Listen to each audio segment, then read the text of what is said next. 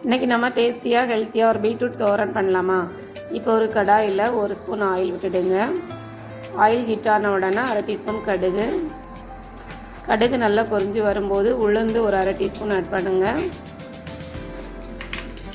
இப்போ அது கூடவே ஒரு 1/4 டீஸ்பூன் ஜீரகம் ஆட் பண்ணிவிடுங்க. அப்புறமா ஒரு வெங்காயம் பொடியாக கட் பண்ணி இதில் ஆட் பண்ணுறேன்.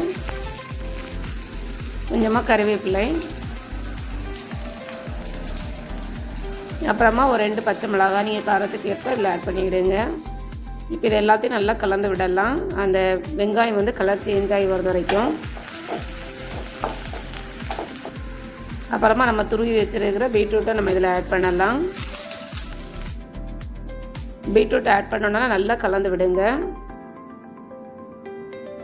1 மினிட் நல்லா கலந்து விட்டுட்டு அதுக்கப்புறமா அந்த டைமில் கொஞ்சமாக இதில் தண்ணி ஆட் பண்ணிக்கிடுங்க. அப்புறமா தேவைக்கேற்ப உப்பு இதில் ஆட் பண்ணிவிடுங்க.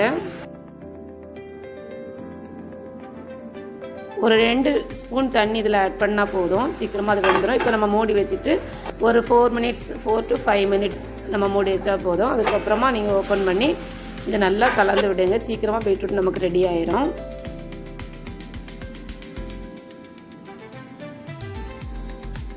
இந்த மாதிரி நல்லா கலந்து விடுங்க. அப்புறமா ஃபைனலாக கொஞ்சமாக தேங்காய் நம்ம இதில் ஆட் பண்ணலாம். தேங்காய் ஆட் பண்ணிவிட்டு நல்லா கலந்து விட்டுருங்க.